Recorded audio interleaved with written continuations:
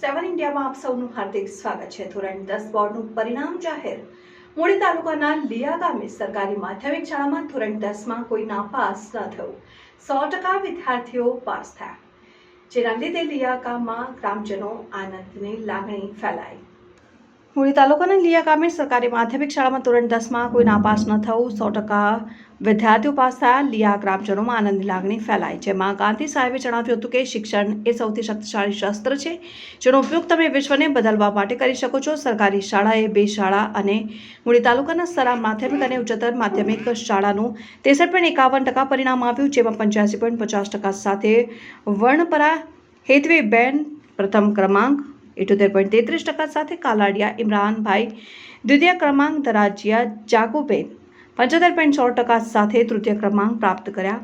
Bureau chief Solanki Rajubhai, news 7 India.